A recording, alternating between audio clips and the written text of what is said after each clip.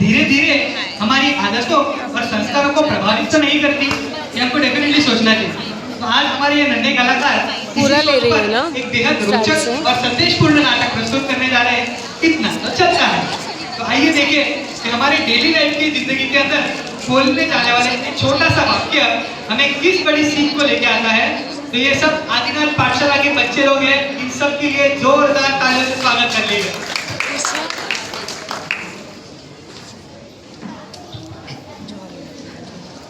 मैं निकला तो गड्डी जीवन के सफर में एक मोर आया। अरे सुनो सुनो, उठते सच का छोर आया। वैसे तो हम प्याज आलू लहसुन जैसे कंदमूल से दूर थे। जैन और कंदमूल कभी एक साथ हो सकते हैं क्या? हम तो कंदमूल को छूते तक नहीं, ये हमारा नियम है, हमारा संकल्प है। लेकिन जब हम बाहर जाते हैं और चाइनीज खाते हैं, उसमें गाजर का टुकड़ा आ जाए या फिर गन्ने के रस में अदरक का बारीक पीस आ जाए, तो ये सोच लेते हैं जीवन भर तो कंदमूल नहीं खाते, अगर थोड़ा सा आ जाए तो ये क्या तो चलता है, कंदमूल नहीं खाना चाहिए। ये तो जैन का नियम है भाई। गाजर अदरक कुछ आ जाए तो इग्नोर कर छोड़ देते हैं, इतना तो चलता है। मैं निकला वो गाड़ी लेके जीवन के एक सफर में एक मोड़ आया। अरे सुनो सुनो, मैं उठे संस्कार छोड़ आया। मांस मदिरा शहद मक्खन, बाप रे बाप, ये मालूम रहेगा तो नाम भी कैसे दिया जा सकता है। मदिरा और मांस, ये नाम सुनते ही रोंगटे खड़े हो जाते हैं। जीव दया और करुणा का भाव रखने वाले हम जीव को मारने का कैसे सोच सकते हैं? अगर कभी डॉक्टर ने शहद के साथ दवा देने को कहा तो हम साफ मना कर देते हैं कि शहद तो नहीं लेंगे, लेकिन मक्खन भी तो घर पर नहीं लाते। अगर कभी बाहर पाव भाजी खाने जाए तो डबल मस्का मार के भाजी देना, ऐसा नहीं कहते, पर अंदर जो थोड़ा बहुत मसला आ गया है उसको चला लेते हैं। अभी तो साउथ इंडियन और पंजाबी में भी मक्खन आने लगा है। अब तीन मालिक का त्याग तो करता ही है, एक बटर यानी मक्खन, वो सावधानी तो रखते ही है, पर जो थोड़ा बहुत आ जाए इतना तो चलता है।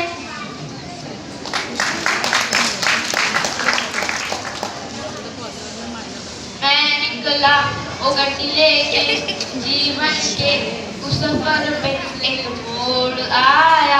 अरे सुनो सुनो, उठे संस्कार छोड़ लाया। बोला छाती नरक का द्वार है।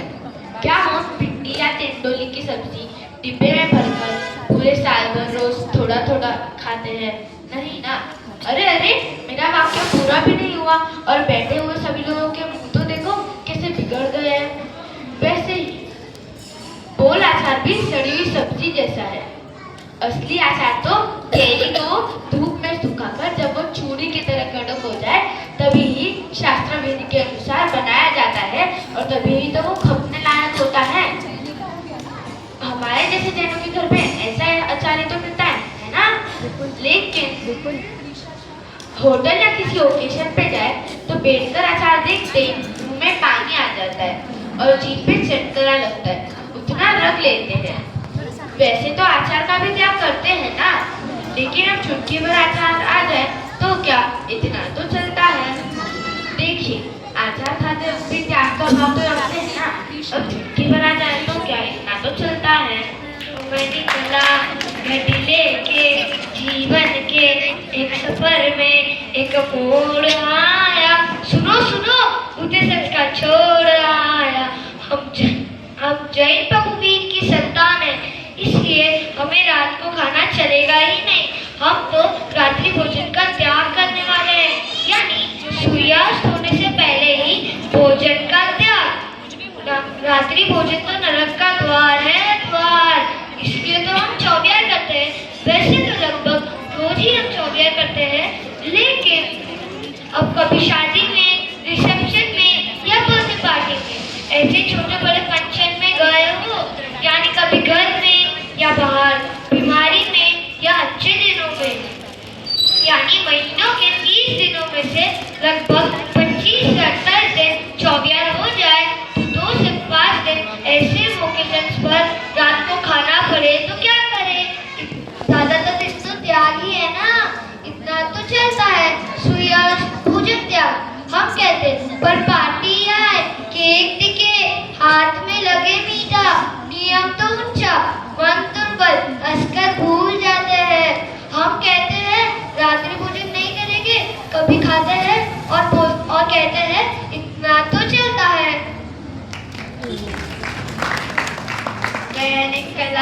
ओ गड्डी लेके जीवन के सफर में एक मोड़ आया। अरे सुनो सुनो, मैं उसे संस्कार छोड़ आया। यार तुझे पता है हमारे धर्म में बासी खाने की मनाही है। हम जेठ बासी खाना नहीं खाते, उसमें 2 इंद्रिय जीव उत्पन्न होते हैं। इसीलिए तो बछू रोटी को सेककर खागरा बना देते हैं। हाँ भाई, तू सही कह रहा है। रात की बची हुई वस्तु में 2 इंद्रिय जीव पैदा होते हैं, इसलिए हम नहीं खाते। एक इंद्रिय जीव की तुलना में 2 इंद्रिय जीव की विरखना जितना पाप लगता है। हम तो यह सोचते हैं कि तुरंत मम्मी बचे हुए खाने का इंतजाम करे या किसी दूसरे को खिला दे, और बासी तो रखे ही नहीं। तो फिर ये बासी ब्रेड, पाव, पिज्जा ये सब कैसे खा सकते हैं? हाँ भाई, सही कह रहा है। हाँ भाई, सही कह रहा है। पर अब बता कि हम इतना तो करते हैं, ये सब नहीं रखते, नहीं खाते। बस हम अब समझती हम रहते हैं दोस्तों के साथ, सबके साथ, और उनके साथ जानवरों को खाते देखकर मन हो जाए तो कभी पाव भाजी, सैंडविच या बर्गर खा ले तो इतना तो चलता है। हा हा हा हा हा हा हा हा हा हा हा हा हा।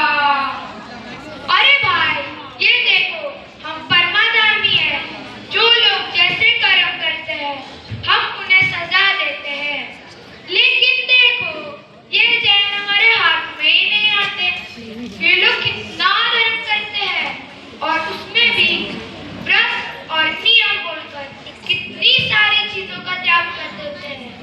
और नरक के नेशनल हाईवे जैसे कंदमूल, रात्रि भोजन, गुड़ अचार आमतौर पर कितने कितने का त्याग कर देते हैं। तो हमारे पास फिर भी लोग आ ही नहीं सकते। वैसे तो तू सही कह रहा है, लेकिन देख वे लोग नियम तो लेते जाते हैं और फिर उसमें बड़े बड़े लोगोस रखते जाते हैं। थोड़ा सा अदरक, थोड़ा सा पेड़ का अचार, अरे थोड़ा सा मस्का, अरे थोड़ा थोड़ा करके, और फिर इतना तो चलता है कहकर इससे उल्लू बनाते क्या पता। हाँ भाई तू सही बात कर रहा है। वैसे तो वे रात्रि भोजन भी नहीं करते, पर फिर बीमारी का बहाना बनाकर छूट रखते हैं और कदम कदम पर छूट रखते हैं। तो ये सब पाप तो उन्हें लगता ही रहता है ना। तो पूरी तरह हमारे हाथ से उनकी लगाम छूट गई हो ऐसा तो नहीं है। देख उनमें दृढ़ता से पालन करने वाले भी है जो छोटी उम्र में भिक्षा ले लेते हैं। क्या वो एक छोटा सा भी छेद रखते हैं? ठीक ना हो तो रात को एकाधिक खाया हो, ऐसा कभी सुना है कि उन्होंने कभी होटल में खाया हो या एक छोटे से भी गंदम को खाया हो, ऐसा कभी सुना है? नहीं ना। और तभी तो वे लोग चुस्तता से पालन कर पाते हैं और हम न कर सकते। ऐसा कैसे? चलने जैसा सब चले, कहे ना इतना तो चलता है। नियम के नाम पर गड़बड़, फिर सजा तो भुगतनी ही पड़ेगी। इन सब के साथ एक ही काम किया जा सकता है।